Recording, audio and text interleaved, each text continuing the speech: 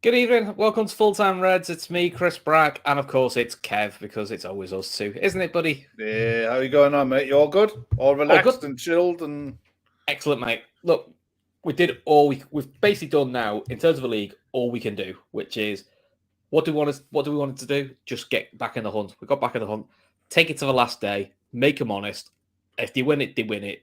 But we took them as far as we've pushed City now as far as you can, and that was a good performance. And actually, it wasn't even a dogged performance; it was a dominant performance. And once again, the Liverpool squad won it for them. Yeah, it was. I was delighted with the result, ecstatic with the result. But the way we managed that game from start to finish, they had one sniff and they got a deflected goal. We'll get into all of that in a minute, but I was made up for so many of the players that were in that squad coming into a side with so many changes that it was written in the stars. If it was going to go wrong, it was tonight. And every single one of them to a man stood up and they all put a shift in. And you could tell that they weren't as fluid as they'd like to be because they just don't play together regularly. So, I mean, any single one of those players, if you're looking at your normal 11, come in and out of your normal 11. If you made one or two changes, great. Made 9 changes. I mean, if that's what I said, if it was going to go wrong, it was going to go wrong. 9 changes. Laura Duffy in the chat there. It's just a 9. Just a 9. It was an exceptional performance. And anyone slating players, not tonight, lads. Not tonight. It's one of those that we got the win that we thoroughly deserved. And we'll get into the nitty-gritty of it in a minute, but I'm absolutely ecstatic about the 3 points. The fact that we're taking them to the last day, the fact that we're on course for another 90-plus point season, we're back to where we should be, is, that kind of performance, that kind of points tally. The only disappointment for me is that we're not going to hit the 100 goals. I honestly thought at one stage that we were on target. We were going to hit the 100 goals in the league. Well, we could still beat Wolves 8-0. You never know. Exactly. We are capable of doing the madness, and it's I've said for a while someone is going to get a hiding. Yeah. Why not this weekend? Yeah. But also defensively, I think we've conceded 25 in the league. City conceded 24. Even defensively, there's like you said, there's literally going to be a point between. There's a point between us. That's how good these two sides are. It really is a case of mind the gap to the rest. The gap is enormous. It is. But look, let's go into the lineups then. So let's be honest, you and me had some quite good fun looking at social media because it was. Yeah, but I tell you, it's how many were surprised. We picked the lineup between ourselves. We did, and I think we got 9 of the 11. We definitely got the back 4. I think we got the midfield. It was the front line. We were like, we thought Firmino and Jota. It was the debate of would he throw in one of the regular front 3, which is Diaz or Mane. Would one of them get a throw in instead? But look, he threw Taki in. We didn't expect that. Yeah, I expected Sadio to play because Sadio is one of these guys. He's just like like the Energizer Bunny, isn't he? He just keeps going and going and going and going and going. Yeah, the other surprise probably Elliot, because I think a lot of expected Kate. Yeah, Elliot was a huge surprise. There's no doubt about it. We'll get into the 2 young lads because I actually thought the 2 young lads did really well. To be fair to them, yeah, they did. Harvey grew into it, considering the fact that he hasn't kicked the ball in anger in a long time. Yeah, I think it was away in the Champions League. Was it? Yeah. It's a while. Let's go through his appearances, but it's a while since he started a game. I think. Someone in the chat might be able to. I think Inter was the last one he started. Yeah, it might be. Yeah, and he didn't look right then. No, but look, it's a different caliber of side. I think that was the game where Klopp realised possibly he needed to take him back out for a little bit. Yeah, because he gave him a few runs in the 23s, didn't he? And which has probably done him good. Bit of confidence building. He's only 18, so that was it. Charlie the Red there, Inter Champions League away. Yeah. So is that, and then Curtis Jones again just is what he's supposed to do on the left hand side of the field. Neat, tidy, a bit Wijnaldum-esque in terms of it's just keeping things ticking over. He's definitely curbed him. They've definitely told him to not shoot as well, so curbed his attacking enthusiasm, which is fine. He doesn't need that yet. I think we always know he's got that in his locker. It's getting the other part to his game right. His defensive work was really good. But one thing he does give you, which Naby gives you as well, which is Thiago, it's not his game, Thiago, it is he does like a run from deep and a dribble, which just gives you something different. Elliot's a bit more of a give and go, so it just gives you that bit of a different option. I mean, in the second half, he does a lovely little mazy run, which, to be honest, Taki messes up the pass to Milner, otherwise it would have been a really good move, to be honest. So, I was pleased with Jones because he's coming in and out and he's done fine. I was happy. I was happy with him because it's the one thing that was always in his game that he looked to run beyond the front three, and that's what he's definitely been told to stop. He's been told, look, give and go, keep the ball moving, just patience, work the good shot, and do your best when you take it or when you come to take it. He was a solid 7 out of 10 again tonight, and I was happy for him. I genuinely was. The surprise for me, in a lot of ways, wasn't a surprise because he was always going to play. There was James Milner playing in the 6. He's done it a few times. Not for a while though. Not in the league game anyway. Yeah, but I think the way Southampton decided to approach the game helped James Milner an awful lot because a regular Southampton side don't stand off like that. It was just the lineup that they played with the 5-4-1 allowed Milner time and the ability to pass and create and dictate the pace. And he did really well. And then he did his typical, when Joe Gomez got injured, Mr. Versatile, slotted into right back. Did really well. Seamless. He was absolutely seamless. Henderson came on, and look, I know the 6 is a deep role anyway, and it's reserved. But even when he plays 6 Henderson, he does sometimes bomb on. He kept his.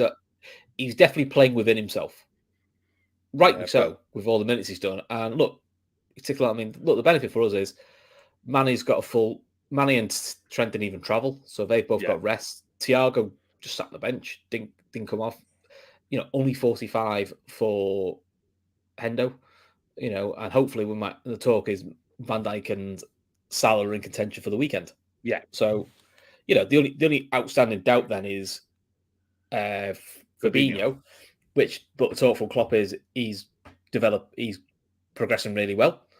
And then the only downside other than the goal was the Joe Gomez injury, which is I feel for Joe. It's an unfortunate injury because it's a good tackle he makes, and just the way the lad lands on him. I must admit, I thought it was his knee. Which you texted me at the time and said, "Jesus, knee." The way he landed, I thought his knee had bent. But then when you saw the replay, it's more of his ankle. Liz Golden there in the chat. Milner managed the match from start to finish. He did. He having that experience on the pitch to be able to keep people composed. And at 2-1, we all know the importance of this game. We all know how vital this game is. And there's players like that were playing tonight that haven't been in this position. So the composure that was shown to see that out, and the way we managed the game for the last 20 minutes was brilliant. The streets are buzzing. Nick's buzz with a super chat. Thanks very much. Give him hell, Stevie G. Absolutely. It's I saw, it was on Twitter and some Chelsea fan piping up about the Steven Gerrard slip. And I saw the best reply ever to it. And it was a Liverpool fan. She turned around and she said, but if Gerrard didn't slip, we win the title. Brendan Rodgers gets a contract extension. We don't get Klopp. And we don't get Klopp. I'd fuck for that. And we don't do what we're doing now. So Stevie can wipe that from his 4D TV. chest, that, isn't it? 4D chest from Gerrard there. The way she put it, I thought, you know what? That just one Twitter for me. I thought it was brilliant. But Stevie Gerrard, he was he still rankles about that, and he's going to get it now in the media. But he's openly admitted that, hasn't he? Yeah, but he's going to get it in the media now, 24/7. Question for but you. I guarantee you, the stock answer is going to be, he he will do the best for Aston Villa. with a wry smile under his breath.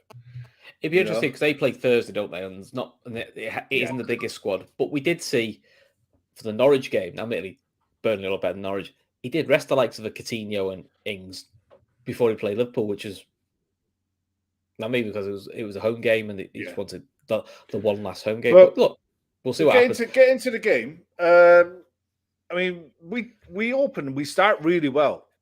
Yeah, passing it nice. We were doing okay, but without doing anything. And then Southampton break. And from the time Jota was fouled to the time the goal goes in was around 10 seconds. Mm-hmm. Now, I know how it's supposed to work.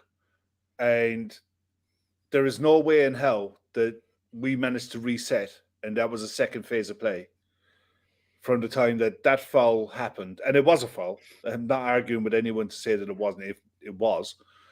From that going in to Nathan Redmen scoring his goal. Now, credit to Nathan Redmen. He took the shot well. It got the deflection. The deflection beat Ali. But I cannot for the life of me understand how VAR aren't telling Atkinson to go and look at the screen and make sure that isn't a foul. Because 100% that isn't the second phase of play. That isn't the second phase of play, and the play wasn't reset. Not a hope in hell. But we've seen this. I'm glad it wasn't a goal that decided the tie. But we've seen this for Atkinson. We remember at Old Trafford a few years ago, the 1-1. Yeah, the Origi one. The Origi one. You know, if you don't want to look at it. So, but I mean, Atkinson. I mean, everyone knows it. It's not even being a sort of Liverpool fan. He's a dreadful referee. Yeah, and he's getting his payoff now as well. He's getting his payoff now, so he's leaving at the end of the season, and then he's apparently he's getting in charge of picking the next load of referees. Coaching the next lot of referees. So we're gonna the next generation of referees are going to be Mini Martin Atkinsons and John Mosses. And Mini John Mosses. Oh well, to be fair, there's nothing mini about John Mosses though. Let's be honest. John Moss makes me look thin. John Moss apparently just running for the chippy all the time. Yeah. God. Anyway, Red Steve, bet you made that Chelsea and IP vanish. You'd say that here. Speaking of IP vanish, they're our sponsors, Kev. Did you know that? I didn't know that. No, are they our sponsors, Chris? They are our sponsors. They're our sponsors. I haven't mentioned it before, so we better pay the bills. We better pay the bills. So just so you know, Shawnee will be after us. Oh well, no, I don't need that. So we don't need Shawnee after that. No. So just so you know, did you know if you're browsing online using incognito mode, it doesn't actually protect your privacy without security. So basically, you're leaving all your data and whatever you're looking at to prying eyes. So if you use IP vanish, it's a VPN, which makes you truly secure on the internet and makes all your data 100% encrypted. So everything you've got from your passwords, your communications, your browsing history is shielded from unwanted eyes. You can use it on unlimited devices without sacrificing speed. That's computers, tablets, phones, even Fire Sticks with streaming media. Use it at home or in public. And that's it. It's one click of a button and you're on. So for trippers, they're offering you 70% off their yearly plan with a 30-day money-back guarantee. So basically 9 months for free. And these guys are rated 4.6 out of 5 from Trustpilot. So if you want the deal, go to ipvanish.com/daytrippers. There we go. Well done, Steve. Nice segue for us. Steve. Good lads, Steve. Now get back onto counting those likes, please. Yes. Anyway, but going back to the game though, it felt you and me were meshing as we always do to each other in these games, saying it felt like a bit of a sucker punch because I actually felt we started quite well. Yeah. The reaction though was good. It wasn't a panic reaction. It was still calm. It was build. Maybe 1 or 2 crosses. You'd have liked a few less crosses than what we did, but on the positive side, the goal from Taki, lovely goal. It was a really nice goal. So lovely ball from Joe Gomez into Jota, and Jota just took it in his stride, laid it off. But the composure from Taki to take that and give it the extra touch and rifle it into the near post. I mean, McCarthy was on that post, and he's a big unit. He's a tall kid, and he just rifled it in the top bins. It was respect, for Taki because he didn't celebrate it, and who knows, that could be. We don't know what's going on with Taki Minamino in the summer. But it starts for us. We think this guy's a 6-7 choice striker for us. 24 games this year, 9 starts, 10 goals. I'll tell you what, I wouldn't be. What I know there's a lot of talk. What more do you want from a sixth choice striker? There's a lot of talk, and I understand it. Where people want shiny new things, and I get it. But whenever he's called upon, he does a good job, and he's top goal scorer in both happy. domestic cups. Yeah, and if you've got a guy in your squad who's happy in that role, we had Divock for years, who was good in that role. I wouldn't be in any rush as long as Taki Minamino is happy at the club. I'm quite happy to have Taki Minamino in the squad, especially in the era where you're going to have 5 subs and you're going to have a flood of games. This is why the Origi was interesting. Thinking someone like an Origi or a Taki, they actually might get more minutes then. They will get more minutes because of this. 100%. Simicast will definitely get more minutes. Yeah, this be a great way to rotate your fullbacks. Yeah, absolutely. But I mean, we got back into the game 1-1, and then we ran the rest of the game, really. You know, whether we wanted to retain possession or whether we wanted to attack. We completely managed that game, and Southampton went into a shell almost, and we didn't punish them like we should have. Laura, you're right on it tonight. Martin Atkinson, referee, David Coos, 4th official, shoutout while I'm VAR. The 3 horsemen of the apocalypse. Brilliant. Oh, makes a shiver down. Brilliant. Puts a shiver down your spine, that doesn't it? It does, doesn't it? What's the just quick checking the championship playoffs. Right, okay, yeah. Someone's in the chat there saying it's gone to penalties. 2-1 Sheffield United, yeah. So 3-3 in aggregate. Oh, okay. It's going to penalties. Is going or gone to penalties? One of the two. Going. There's 2 minutes out of time to go. Keep it up. Shawnee's son there supporting Sheffield United here for Brewster and Davies. Cool. And their abundance of Irish players. Absolutely true. Yeah.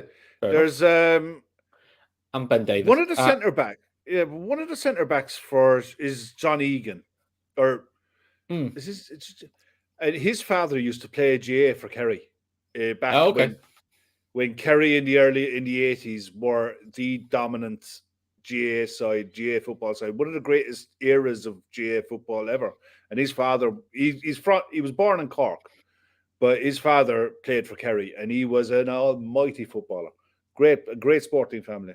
So I'm kind of there as well. I'd love to see Sheffield United go through. Although I'm not too bothered with Forest either. Forest don't bother me. I like the football the Forest play. It's a nostalgia about Forest coming up as well, isn't there? There is, yeah. I mean, eventually they'll get it right and they'll get up. But yeah, so that's what. So listen, half time. The Joe Gomez injury. I mean, yeah, literally right in half time. Look, it's a tackle he has to make. Unfortunately, the way the lad lands in the talk is that they're hoping it's only a high ankle sprain and it's not anything more serious than that. There we go. Literally, as I've said that, Klopp on Joe Gomez. I hope we're lucky. He has pain, but not too much. He got a real shock to the system, but he's sitting in the dressing room and was in a good mood when I spoke to him. Good. So look, hopefully, at the end, yeah, it's like it's the initial shock of Jesus Christ, because look, Joe Gomez had some horrendous injuries, ankles and knee, and look, I thought he'd done his knee. You said it looks like an ankle. The lad must straight away think, oh, not another one, and you wouldn't be human if you didn't think like, fucking hell, not another one. So fingers crossed, it isn't a serious one. We all feel the same way when we see Virgil hit the ground. Yeah. It's the same with Joe Gomez because you want nothing but good things for him. His father was John Egan, yeah. With Joe Gomez, you just hope to God that it is nothing serious, but it'll do him good if it's nothing serious because psychologically, players who are coming back from long injuries, when they get a clatter, when they get hit hard, and it hurts, and they get back up and they go again, they start to trust their body that little bit more. I think Van Dijk's had that where he's been twisted by a couple of people, and he's had a few people crack him down. And I think actually for Van Dijk, probably the best thing he needs is go. Yeah, it hurts, but as in like, my knee's fine. Yeah, and I think with those sort of injuries, it sounds horrible. You almost need someone to whack you on it. So then you realize it just hurts like it normally did. It's not. Yeah. It's nothing new. So, as some people would say, if it was for bad luck, poor Joe Gomez have no luck, would he? He's just exactly. But he did okay. I thought in the game he's still well for this year. Yeah, he gave your 7.5 out of 10 solid right back performance. He's not Trent, and nobody can ask him to be Trent. But if you're looking for an up and down fullback, who can defend and who's quick and who can get to the byline and who can put a good ball in, he's your man. You know, I mean, everyone's talking about we need to bring in this fullback and that fullback and the other fullback. We don't. He is an adequate right back. Absolutely adequate right back. You don't need to go and spunk loads of money to go and bring in a backup to Trent Alexander-Arnold. You just don't. Yeah. Also, with a lot of the clubs that we've got, a lot of clubs these days are going to a back three. Joe Gomez in a back three on the right side is perfect for what you'd want for a back three. Because he's so good. He's very good at bringing the ball out. He's got a decent passing range. But the big thing with Joe Gomez is that recovery pace he's got is still frightening. He's still quick, yeah. For someone who's had 2 bad knee injuries and an ankle injury, he doesn't look any slower, which is ridiculous. Speaking of someone who doesn't look any slower, Ibu. He's just a machine. He is an absolute. I said the other night on Sunday night. He reminds me. He's the football version of John Olomu. Yeah, John Olomu when he came into rugby on the wing at 6 foot plus, ran over people, 18 stone, and he was a second row who played on the wing. Ibu Konate is the modern day centre back. He is like if you were building a centre back for this era of football, you build him because he is 6'4" or 5. He's quick. He's strong. He can pass. He can dribble. He's brilliant in the air. He's got great composure, and his age is perfect for someone to soak up the knowledge of Matip and Virgil van Dijk. If you're all he has to do is be a sponge. Be a sponge for the next 2-3 years. I'll tell you why. I think someone in the chat the other night gave him the best comparison ever. He's Massa Desai 2.0. Lovely. If that's what you get, if that's what we got for 30 odd million quid, we almost should be going back to Leipzig and say, lads, have another 5 million there. He was very, very good. And then next to him, we've got close to one of the greatest frees we've ever had. If it wasn't for James Milner, Joel Matip. Again, brilliant. Just comes in, does Joel Matip things. We'll talk about his goal because it's the weirdest goal I've seen. But it's a Joel Matip goal, isn't it? But it's 2-2. I mean, the guy's just everyone.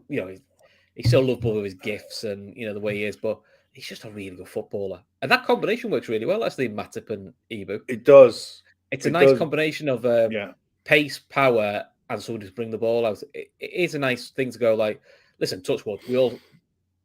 All we talk is Van Dijk's going to be fine for the final, which is what you want. But at least you don't look at that as a back to go, oh Jesus, you are quite relaxed with it going. Yeah, for me, Joel Matip has been, and I don't think it's an argument. I think Joel Matip has been our best centre back this season. Over the season, I think he's because I remember going back to the start of the season last year, we were all worried. I remember we did a pod and we all said, right, this is our 1 to 4 centre backs in August. What will it be at the end of the season? And every single one of us to a man put Matip at the bottom. And it was literally fitness. Yeah, we all thought he was going to be made of biscuits, and he's proved everybody wrong. Because he started first game, and I was like, oh, I thought it might have been Joe Gomez or Ibu would have got the start. Because there's been a lot of Van Dijk and Ibu in pre-season. I thought that's the way it is. But as I think Gav rightly pointed out, maybe Van Dijk has come back from a serious injury, just goes, I want Matip next week because that's the one I trust the most. Or trust in terms of he'd have to talk Ibu through the game, and he probably still, Joe Gomez is young, talk them through the game because that's what an experienced centre-back does. Liz Golden makes a great point there in the chat. Who's that, sorry? Liz Golden. Positioning. Yeah. Because we used to say it about Teddy Sheringham all the time. Because let's face it, one thing Joel hasn't got is pace. But he very rarely gets done by fast lads. Yeah. So... And look, his passing's brilliant, but yeah, it's just perfect. It's 1-0 Nottingham Forest in the penalty shootout Sheffield United have missed. Oh, okay. Right. That's upset a few. That's upset a few already. But look, it's very good question. Will Joel start? I mean, we're going to preview this in 2 weeks' time. Oh God, yeah. that is going to be a hell of a debate, that, because experience-wise, you give it debate. Joel. He brings the ball out perfectly. He's already won a Champions League next to Van Dijk, but he's not quick. And Vinicius Junior, you need a bit of pace against him, and you think he'd be brilliant. If Vinicius Junior, gets free, but he's not as experienced. I tell you what, he's not as experienced, so it's like, it's a lovely debate to have. I think it depends on who he wants to play in midfield. Possibly, yeah. I think that's where the decision to play who to play at centre back will come. I think if he wants to play in midfield with Naby, Fabinho, and Thiago, I think he plays Ibu. If he plays Henderson, he plays Joel. I think he plays Joel.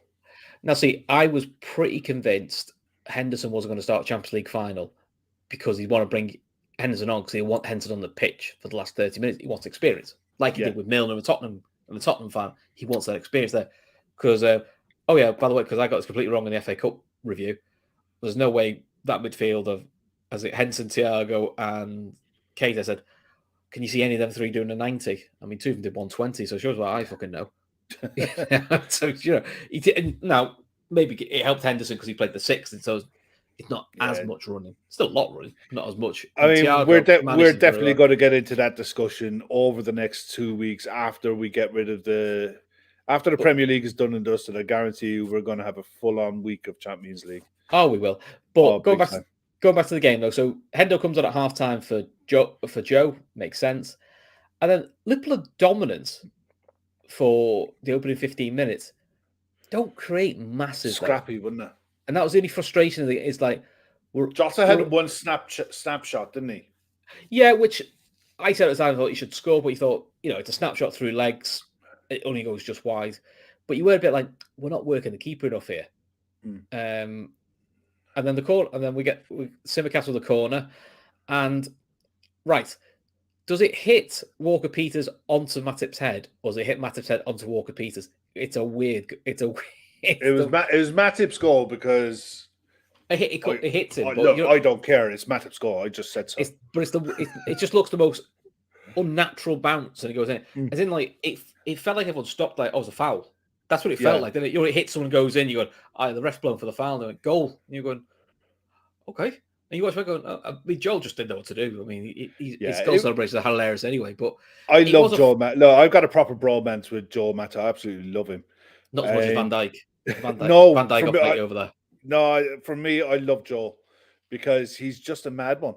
I reckon he's an absolute nutter. He's.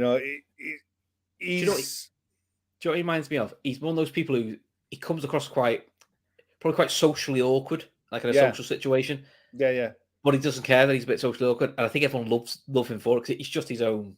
He's happy. He's very comfortable in his own skin. That's just what you want. Yeah, it's okay. Just 1 second. We've got a knob in the chat. Bear 1 second. But I just love Joel Matip, but when that goal goes in, you're honestly looking at it and you're thinking, okay. Who's the favourite mods? Get rid of the Muppet in the chat. I'm not going to repeat what he said, but get rid of him. Forget that. But we're looking at the last 20 minutes and you're thinking, whatever happens, see this out. This was the season. You're 2-1 up. You're away from home 3 days after a cup final with your second 11 on the pitch. Yes, there's 5 or 6 experienced players, but it's you're honestly looking at players who aren't used to being in that situation of seeing minutes out and seeing the game out. But that's where Henderson came into it. You could just see him talking to Curtis and walking Curtis through that last 20 minutes. Give and go, pass it back, recycle the ball, go out the other side. It was a proper professional away performance.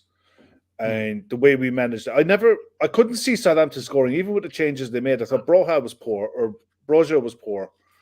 So the only one I could see is either the corner, because look, they could happen, or a free kick 30 yards out, and Ward-Prowse does what Ward-Prowse can do. I mean, he was very quiet, actually, which is a credit to Liverpool. They were doing 2 ways. I thought it's going to be like a Ward-Prowse ridiculous free kick. We just go, the ones he bends top corner, you're going, no one's saving that. Yeah. That's all. But going back to Curtis Jones, the big credit for him is he's normally in those situations the one you take off. We took Elliott off first, you know, rightly so. Because we went 4-2-4, which made sense. But Jones and Taki got the full 90s and were trusted to see the game. Like Taki was told, you cover James Milner, Jones, you do the middle bit, you know. Yeah. And Kate came on. So for Jones, that again is another. Oh, it's a feather in his cap. Feather in your cap, which is tight 2-1 game, must win. The easiest thing to do is take you off and put Thiago on. That's the easy. That's the move I thought they'd do just for experience. Yeah. But now he's got the experience of that's another tight game you've got involved with where he's contributed. No silly slide tackles, no holding the ball too much. You know, he dribbled when he needed to, and when it needed to go, it went, and he was quite content with that. Definitely, Ali decided that was the route today, which was if it comes anywhere near me, it's getting blasted. Yeah, he was excellent again today. Yeah, excellent again today. But he's just one of these guys that he's always an 8.5, 9 out of 10. But it's becoming the norm for him now. I mean, the one player what we didn't talk about is possibly the man of the match. Bobby. Yeah, possibly man of the match. Well, he got man of the match on Sky. Not the Bobby of old, because he's not quite back to what he was, but just the link play, the movement. You know, you forget how good he is as that deeper line number 9. And to us, with that midfield we had, which was very young, with James Milner in the middle, it was great because he could drop in. He was setting things up. His touch was. I thought in the cup final, his touch was off. Yeah, he looked like his touch was really good. The benefit for us now is if Bobby comes off the bench now in the Champions League, there's not really a worry now because I must admit you were concerned. I was concerned. He only had 15 minutes against Chelsea. You thought I was concerned about even taking a penalty. I thought it just looks miles off it. It just looks like something's going. The only concern we've got Bobby at the moment is he's just picking too many injuries up. Well, for a fella who basically never picked any up, he very rarely got injured. Now it's picked up 3 or 4 muscle injuries, similar injuries. That's the only downside. But look, you can't help but love him. I think hopefully a summer off will do him the world of good. I don't know, and I don't think he was selected for Brazil. So if he hasn't been, then a break. Yeah, Fabinho has. Fabinho has, but I don't think Bobby has. And the break will do him the world of good. But having Bobby around the squad as well. I mean, the camera shot to him with about 2 minutes to go, and he's sat on the bench laughing and joking and chucking water bottles around at people. Oh, and he's living his best life, isn't he? He's living his best life, where I was sat there gnawing through nails and bricking it because I was watching it about 30 seconds behind everyone else. And I kept forgetting. I kept forgetting that a couple of times, going, "Oh, for fuck's sake!" He's like, "Oh, we conceded." No, Atkinson's just doing my head in. It was, and all I was just saying, please don't let my phone buzz. Please don't let anything happen. It's just like, look, we got it over the line, 2-1 away from home. Oh, Nottingham Forest in the final by the looks of it. So that's Forest Huddersfield. Forest Huddersfield, yeah. Yeah, I'd like Forest to go up actually too. It's an ex-Liverpool coach as well. He's in charge of them. Yeah, he is. And I like the way they play. Well, he played similar at Swansea, and I think he won the World Cup with the England 19s. He's a very highly rated coach. He's very highly rated at Liverpool. I think he came in with Brendan Rodgers. So, yeah, that'd be good. We got it over the line, and now it's over to. Well, I feel for Villa, look, because they have to play Burnley on Thursday, and they're going to have to put out virtually, bar maybe 1 or 2 changes, the same 11 3 days after, and you're going away to Man City on your last game because this is where you got the UEFA nonsense about the Europa League fan, because the Europa League fan is a televised game. You can't have televised games on the Europa League fan, which is why we're playing and Sky Tuesday, and then the other guy's playing Thursday. But this is where you never got the synergy. This is a TV company. Look, I mean, the Premier League is the richest league in the world because it's got the best TV rights in the world, and TV companies dictate when sides play. So I don't blame Sky for wanting us on tonight. So. Red Steve knows me so well. You were texting. I was texting Kev all sorts of nonsense. Just it was not nice. Steve. It wasn't nice, mate. It's getting me home back. Can you believe that bicycle kick by Ellison? Good job it didn't go in, and he's going, fuck off. I nearly ended up turning the phone off, but I thought, no, better not. But yeah, Charlie the Red there, Martin Tyler sounded gutted when Taki equalised.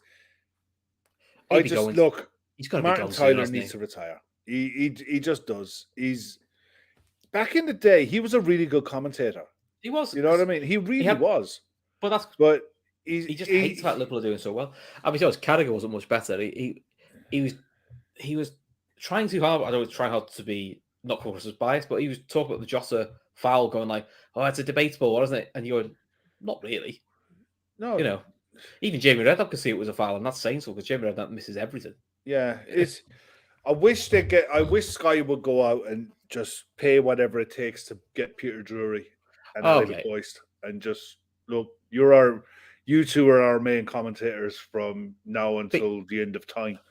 I'd be delighted with that. What, people who like football? Well, yeah. People who like entertaining games and who can make games entertaining. You know, I mean... Yeah, but what really boiled me with Tyler was when he started yapping on about the 5 subs to... I think it was Glenn Hoddle. It wasn't on Sky. It was on a different commentary, but Glenn Hoddle was on with him.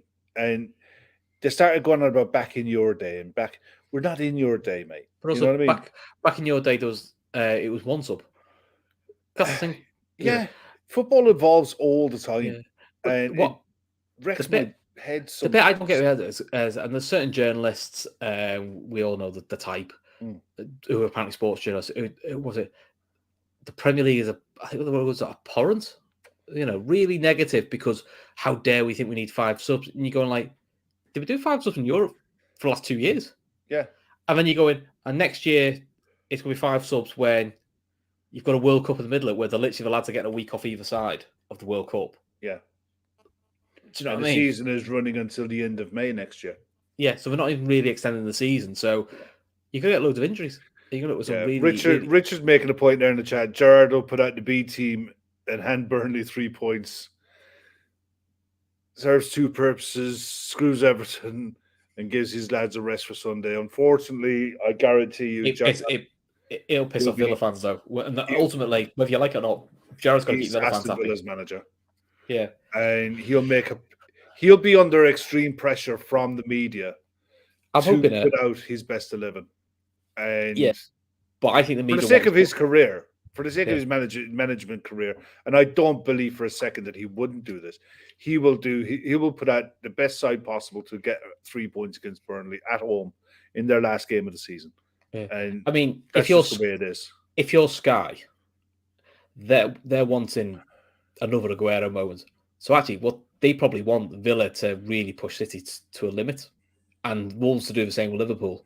So it is like a last-minute equaliser winner, which will hurt one of the sides. Because that ultimately for Sky, that's great TV. Listen, I'm going to the Wolves game too. I won't do my heart much good, but, look, mate, my sympathy levels for you going to the game at the weekend are at like rock bottom. So listen, I got offered them just over a week ago. Take my daughter and said, "Look, it'd be nice to see last game of the season." But she'll get to the place. Wave. I wasn't. Yeah, they're bringing the cups around at halftime. I thought they'll see the FA Cup. That'd be nice to see the FA Cup. Now you're going. There's still that small chance, actually. You just never know. So I'm thinking, John's, cool. John's, is it John Schofield or Salkfield? It's a great point, this, John. I think that there should be a concussion sub and blood subs so that the medical attention should be given without the loss of the injured side. And if the guy comes back on, the sub goes off. It's exactly how it's done in rugby. Football this isn't just England. This is across the board. Football is so far behind the times when it comes to concussion protocols. It's ridiculous to think that a concussion can be assessed on the pitch. It can't. It takes 15 minutes to assess a concussion. And the only way to do that is to have concussion subs. You make the sub. If the player can come back on, great. If not, that sub becomes permanent, and the player, the opposition get an extra sub to even it out. That's the only way forward. It's what they've got to do is find a way of enforcing shenanigans, shall we say? Because we've seen a few shenanigans where players have gone down with looks like a bad head injury until they get the free hit, they bounce up. Yeah. That's what I mean. Because I think there was an infamous one in rugby. Was it the blood tablet? Oh, good God! Yeah, I remember that. Do you remember this? A rugby player was given a blood tablet. Yeah, bit into it, so he had all blood coming out of his mouth. So so he could be subbed off. I think it was to bring a kicker on, someone who was better at kicking, but they got caught. They got caught out for it, and they got docked. I'm not saying the reason not to do concussion subs is because people might cheat, but there's got to be a way of making it. Actually, the concussion checks should be. I think it's serious. But I think concussion checks should be an independent doctor, because I think club doctors will also be heavily pressured. He's our best player. No, don't take him off. Don't take him off. And I'm not saying people who are club doctors are medically negligent, but if you know what I mean, it's hard not to have a stake in the game, if you know what I mean. Where if it's an independent doctor, but again, that's hard to do. I mean, look, it's not hard to do. I mean, you go to any. It shouldn't be hard to do, but it isn't. You go to any major boxing event after the Nigel Benn Gerald McClellan fight, everything changed, and. Was that the chap who got he got a really bad injury and he was he's disabled now. But if you look at the protocols around boxing, what happens, you have to have a brain specialist at ringside and you have to have an ambulance route to a neuro surgery unit at a hospital. And there is no reason whatsoever that you cannot have an independent specialist at 20 Premier League grounds. Not with the money. There is just not with the money in football. There is just no excuse. But the game, the people who manage the game have to want to implement this protocol properly, because if they don't, something's going to happen. Something is going to happen, and it's not going to be nice because it's going to be broadcast to a worldwide audience. The Premier League is broadcast to virtually every country going. So there is no excuse not to get this right. Oh, the worrying thing is you'll see, sadly, what we've seen with Liverpool legends of the 60s. Yeah. Is you'll see heroes dying very young with Alzheimer's. Yeah. I think poor Tommy Smith, I think Ron Yates was the same. Now, listen, that's of the time and of what you played through, but we shouldn't still be in a situation where there's a potential high risk of that sort of thing. So yeah, we know better now. So it's one of those that you look. It's a discussion definitely worth having, and it's a discussion for a show where ideally you'd have someone with medical expertise who can inform people. But I cannot see why a proper concussion protocol isn't put in place by football across Europe. There is no excuse. Yeah. But anyway, let's go back to the game. So yeah, I mean, look, we're in the running now. One more game in the league to go. We're on 89 points. So we're going to finish with our second highest ever points total. Progression's ridiculous with this side. So who's your man of the match then? So some give it to Bob. I've seen Bobby get a shout. I've seen Milner get shouts, and I've seen Konate get shouts, depending on which media source you go to. Which is a nice problem to have when you're thinking there's so many good options. People in the chat can also let me know who they think. Yeah, you guys in the chat, because I could see arguments for all of them. I'll be honest, I thought Matip was excellent. I would actually give it to Ibu Konate, to be fair. I think I would, because he just did everything right. I don't think there was a mistake in him tonight. I thought his distribution was really good. He brought the ball out from the back when he needed to. And he defended. His defending was immaculate. And he was playing on the left side, which is not his natural side. So, yeah, I give it to him. But look, I thought Bobby was excellent. I thought Jota was decent. Jones was good. I'd probably give it to Milner. Milner was really good as well. Played the six very well first half. With two youngsters next to him, talked them through the game, and then filled in at right back, which he's openly admitted. If he has to play full back, he wants to play left back. He hates right back. He says it's the hardest position to play. And look, defensively did really well, because Redmen's a tricky winger. He's a lot faster than James Milner, and look, he stood up to it really well. Someone said Stephen Leonard said stop it was Hendo. It's good. And look, Hendo was really good. Did well when he came on. Yeah, he did. Yeah. I mean, Hendo did what Hendo does. And what goes unseen by a lot of people, a lot of his detractors, his game management is brilliant. And he's a captain's captain. You know what I mean? He's a leader's captain, and people respond to him in the same way that they respond to James Milner. It's a respect there. He's been at the club a long time now, and I don't think Klopp would swap him for anyone. No, actually, I was asking, has Ibu played without Van Dijk beside him before this weekend? There's no Van Dijk in the 3-3 against Benfica, and probably extra time against Chelsea. Haven't been too many, to be fair. It normally is who partners VVD, in fairness. So yeah, I think Virgil's played 50 games now. 50 plus games this season.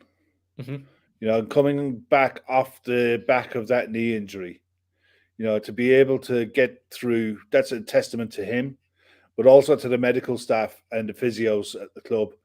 Got him back right, and they didn't rush him back at the end of last season when we were desperate. We needed him, but they took the long-term view, and it's paid off in spades. Definitely. Other than that, it was a great win. A good away performance. The last time we'll see us in the yellow away kit with the yellow McDonald's collar. The yellow McDonald's kit, yeah. Yeah, it was. Next season's served kit? as well, didn't it? Is it next season kit that looks like next season's one? I think it looks like Inan's curtains. I haven't seen next season's away one. It's like a white one with that weird swirl design on it. Because you had City had a very similar kit. Basically, it's one kit to love. So instantly that's what you're going to get. So yeah, we'll get a look at the home kit, the new home kit at the weekend. I'll tell you what it's like in person when I see it, mate. Yeah. Yeah. If I say it, I'll always think of the crown paints with the yellow kit. I think of the crown paints with the white one. The white Adidas one with crown paints and the 3 stripes on the sleeve. That is, without doubt, my favourite kit. That and the Hitachi one. The first yellow kit I had was the it's like a horrible. There's a big red badge. It was. I think it was one Paul Ince played for us. It was horrible. When you look at it now, it's awful now. It's awful. It was like the cream one. I didn't like the cream one. I didn't like the cream one. I don't see the fuss around it, which I know is sacrilege to say, but I don't see the fuss around. My favourite was the gold one, which had the badge scattered all over it. Yeah, the gold one was. I actually liked the Dutch one. I like the orange one, the Dutch orange. Yeah, one I've had a few Dutch kits as a kid. Yeah, how does Chris know about my nan's curtains? Well, I can't. Paul Gormley there, the Candy 1990 shirt's the best shirt. Yeah, there was some good. The Candy one was all right, but I'm a bit older, I think. I remember the Hitachi one. Paul Gormley said, "Sorry guys, it's a crew, not cream. It's still crap. It doesn't do it for me." I like the away kit from the 2001 season. The gold and the navy blue down the side. Now maybe it's because it's that season, but I think that because of the season that was in it. The only thing wrong with that kit was the badge was too small. Yeah, it looked like a child. It looks like a child's badge in it. That's always makes thinking the Michael Owen goal. So we're getting to kits now. Midweek fix tomorrow. Sports Unplugged on Friday. I don't know if we're going to do anything on Saturday. I can't make it Sunday, mate. Just so you know. Oh yeah, you got a thing on. Not got a thing on. I don't know if we're going to do a one-off review on the weekend. Maybe something Saturday. We don't know. But I don't think there's anything penciled in. Nothing penciled for Saturday. Fatback Force Sunday, and then the following week it'll be huge build-up. A combo of building up to the Champions League final, because why wouldn't you? And look, we'll probably do a bit of a review of last season. I mean, look, Kev, I can't wait for the next 2 Sports Unplugged. We're going to have some fun to talk about, aren't we? Oh, good God, yeah. Loads of stuff coming up. Look, in the links for the description, please support Féileacáin. you all know what it's about, but I bet you if there's 100 people in the chat, if 50 of you shared it onto your social medias and got it shared again, we definitely knock some money onto that 100%. And that's all this is going to be about now, is getting it out there and shared onto your Facebook, onto your Instagram, Twitter, WhatsApp groups, and physically tell people, did you know this exists? When this happened to me, I wish this charity I wish I'd known about this charity, because they are on the end of a phone for people in one of the most painful parts of their lives, and they're really small, and any money that they can get is going to be a massive help to them. So anything you can do, donate, great, would be fantastic if you could, but please share it around as much as you can. The link for Féileacáin is in the description below. If you could like and subscribe to the channel, it would be fantastic. Leave comments after the show on what you think and what we can improve on, and we take all that on board. Honestly, we do. And on that note, Chris, Laura wants to know, where will I be? I don't want to talk about it, Laura. I've turned into Keith here, aren't I? And Avo said, I'm coming looking for you, Chris. I don't know if it's a threat or that's I'm coming to see you. I'm not quite sure how to take that, really. So I reckon he's buying you. I reckon he's buying pints irrespective. It probably is. I'm not sure my 9-year-old is going to enjoy drinking pints somehow. But, get her in young, mate. Get her in young. Yeah. It's so surface watch. That's me in trouble, isn't it? Listen, what a week, mate. What a week we're going to have. What a week. What a season. This is... This is it. This is it for us now. This is the last full-time Reds for us until the Champions League final, maybe. Yeah, we'll see what state we're in after that. God help us. Go on, Dave Lennon, with a question. Shoot it in there quick before we go. Go on then, Dave. It better be golf. Red Steve, I'm off to fuel up the quad bike. Yes, we are still on the quad train, 100%. Man City are Pep is well capable of ballsing this up. He is. He's going to play, and he's going to play De Bruyne at centre back. He's got squad issues. I wonder if he's going to rush players back. Well, I don't think he can. I don't think he can rush back.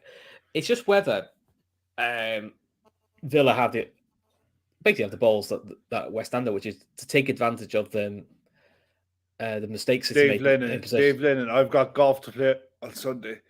Go and play golf in the morning, Dave. Stop off for a pint on your way back. Get home and get a telly on. It wasn't really worth waiting for that, was it? No, you can multitask, Dave. You can do it. I trust you. I don't know. Right, listen. Go on, I'll let you go. It's nearly 11 o'clock. What we need to know is the Reds have took it to the last game of the season. We potentially could still win the quad. This is what you're in it for, guys. So enjoy it, and we'll speak to you all very, very soon.